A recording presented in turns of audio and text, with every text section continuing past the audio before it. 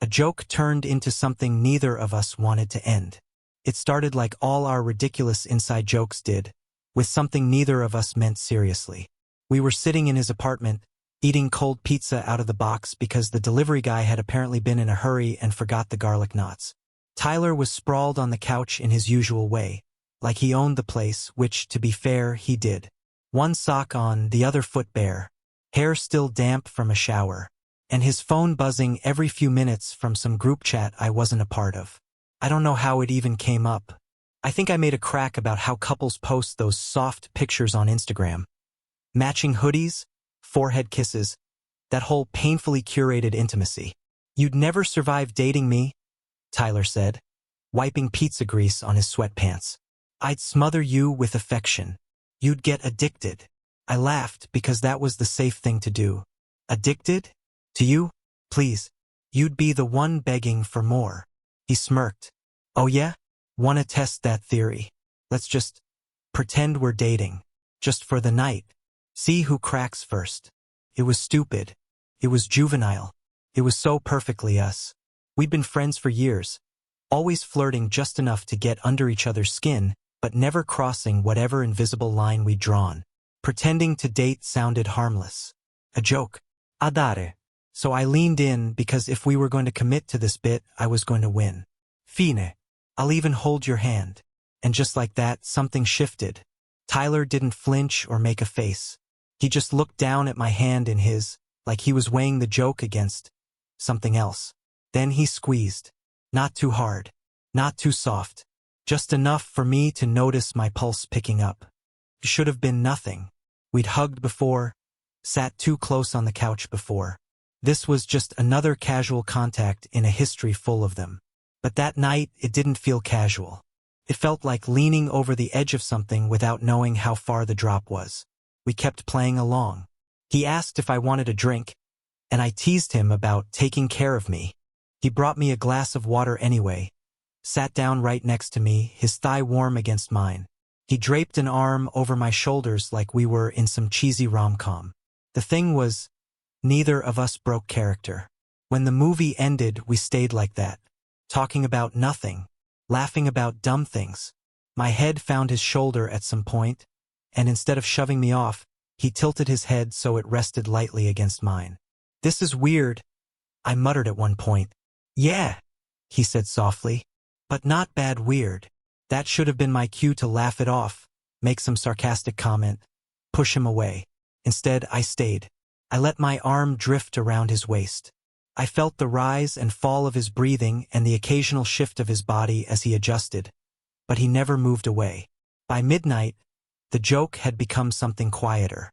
The kind of thing you don't name because naming it makes it real. He got up to grab a blanket.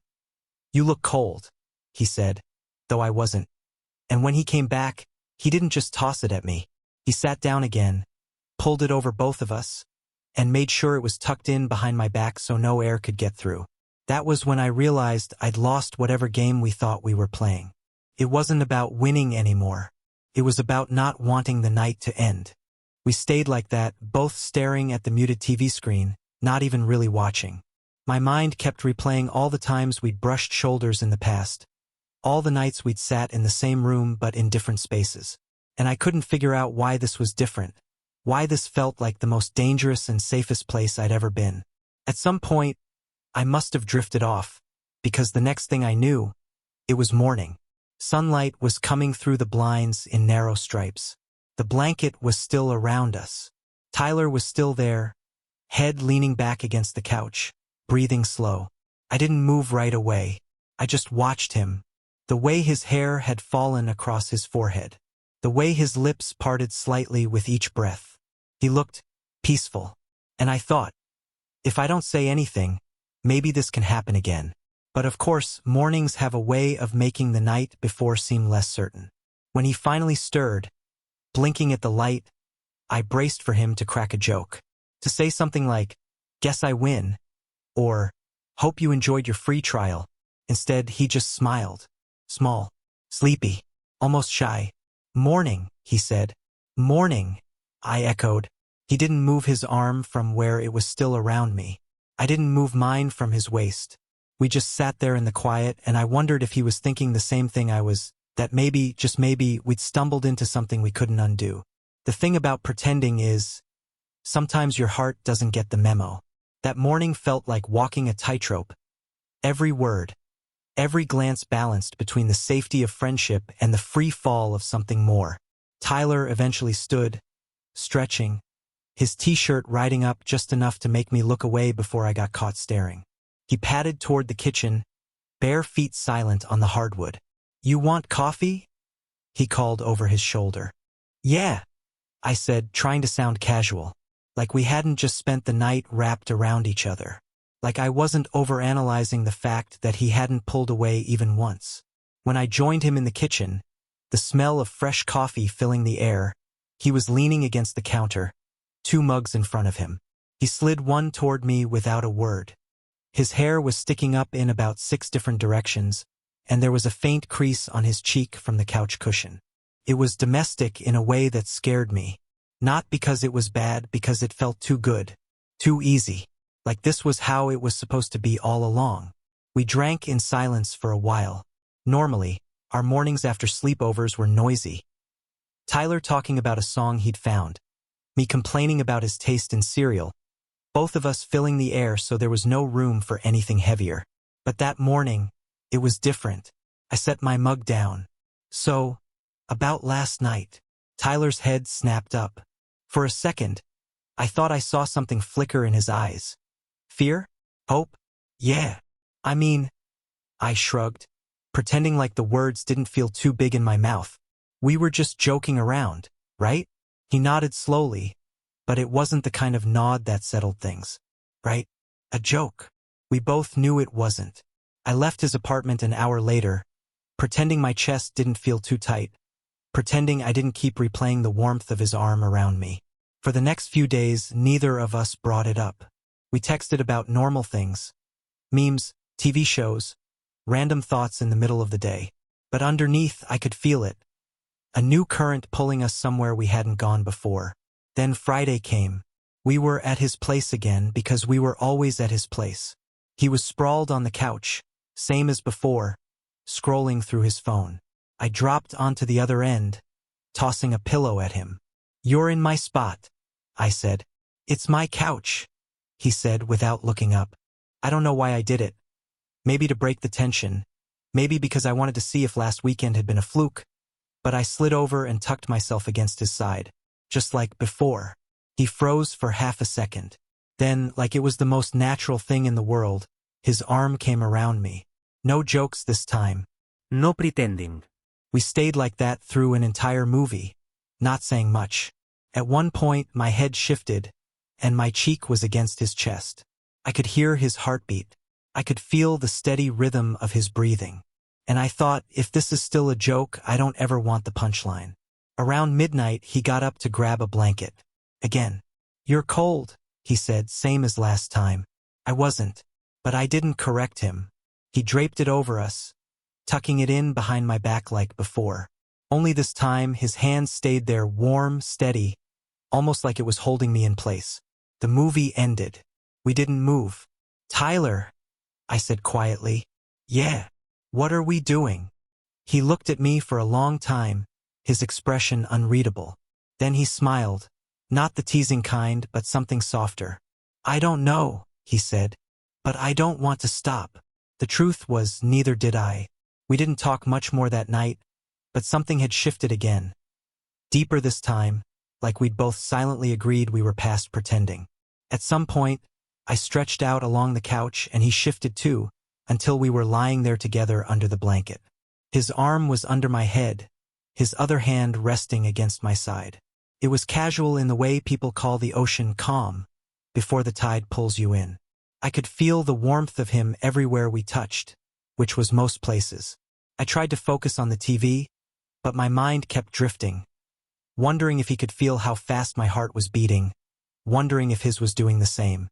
I didn't know what time it was when my eyes started to close, but before I drifted off, I felt his fingers curl slightly against my side, holding me closer. When I woke up, the light in the room had changed. Early morning, soft and pale. The blanket had slipped down a little, and I could feel the cool air on my shoulder. Tyler was still asleep, his face turned toward me, his breathing even. And for the first time, I let myself admit it. I wanted this. Not just the warmth, not just the closeness. Him. But wanting and saying are two very different things. I lay there for a long time, memorizing the lines of his face. The way his lashes rested against his cheeks. The faint trace of a smile at the corner of his mouth. Like whatever he was dreaming about was good. I wanted to stay like that forever. I also wanted to run before I said something I couldn't take back. Eventually, he stirred, blinking his eyes open. "Morning," he murmured, voice still heavy with sleep. "Morning," I whispered back. We stayed there another few minutes, neither of us making the first move to get up. It felt fragile, like a soap bubble that would pop the second we spoke too loudly. Finally, Tyler stretched, his arm brushing along my back as he did. "Breakfast?" I nodded. "Yeah." We moved into the kitchen, and I sat on the counter while he rummaged through the fridge. He made eggs, toast, and coffee, all without much conversation. But the silence wasn't awkward. It was full, like we both knew words weren't necessary yet. While he was plating the food, I caught myself thinking about how easily this could be our life.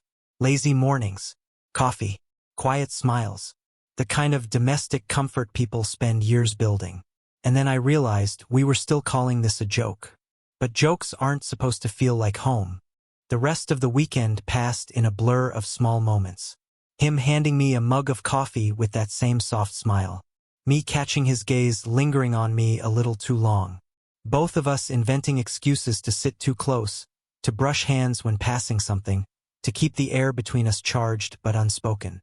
On Sunday night, when I was getting ready to leave, I hesitated at the door. "So," I started. He leaned against the frame, watching me. "So, next weekend?" I asked. His mouth curved upward. "Yeah," he said simply. "Next weekend." And just like that, it was decided. What started as a joke was now a pattern, one we both kept choosing. The pattern became a rhythm. Every Friday night, I'd end up at his place. Sometimes with takeout, sometimes with a grocery bag full of snacks.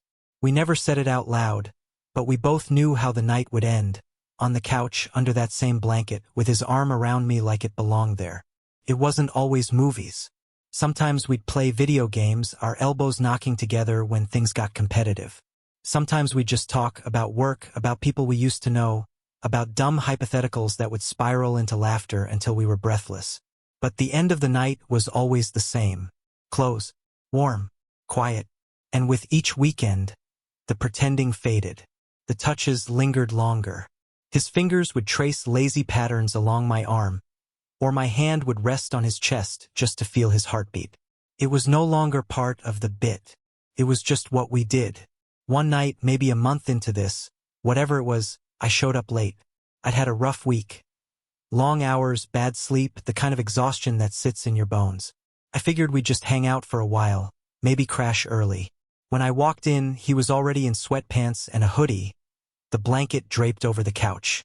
He didn't say anything, just opened his arms. I stepped into them without thinking. "Long day?" he asked, his voice low. "Long week," I muttered against his shoulder. He squeezed me tighter. "You're here now." I don't know why, but that broke something open in me. The relief, the comfort, it hit hard. I let myself sink into him, breathing him in. We didn't even put on a movie that night. We just curled up under the blanket, the lights low, the hum of the city outside the only background noise. His hand rubbed slow circles along my back until the tension finally started to leave my body. "Better?" he asked after a while. "Yeah," I said, and meant it.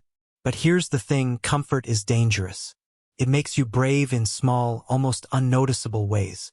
It makes you want to test how far you can go without breaking what you have. The next Friday, halfway through some action movie neither of us was really watching, I caught myself looking at his mouth. Not for the first time. And that's when the thought hit me, sharp and sudden. What if I just kissed him? My heart thudded. I didn't, but I couldn't stop thinking about it. A week later, the moment almost happened. We were sitting too close, closer than usual, even for us. He turned his head to say something, and we were right there, our faces inches apart.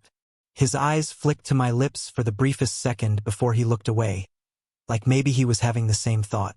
That night, when I left his place, I walked home in the cool air with my hands shoved deep in my pockets, replaying that split second over and over.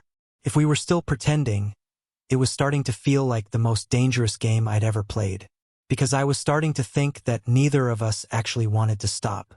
It was the following Friday when the line finally blurred so far it disappeared. I got to his place earlier than usual. He texted, "Come over." I made dinner, which was unusual in itself. Tyler wasn't exactly a cook for company kind of guy. When I walked in, the table was already set. Nothing fancy, just pasta and garlic bread, but still, it was effort. "Wow," I said, raising an eyebrow. "Did you burn down your kitchen trying to impress me?" He smirked. "Not yet, but there's still dessert." We ate, and the conversation felt lighter than it had in weeks. No careful pauses, no dancing around the obvious. By the time we moved to the couch, I was warm from the food and the wine, and even warmer from the way he kept looking at me like I was the only thing worth looking at. We put on some random sitcom, the kind that doesn't require attention. It wasn't long before we were in our usual position, blanket, arms around each other. But there was an undercurrent that hadn't been there before. Something restless. At some point, I realized my hand was resting against his chest. I could feel his heartbeat, fast and steady. He shifted slightly, turning toward me. Our faces were close. Too close. "This doesn't feel like a joke anymore," he said quietly. I swallowed. It hasn't for a while. The air between us was charged. His gaze dropped to my mouth again, and this time I didn't look away. "You want to?" he asked, so softly I almost didn't hear it.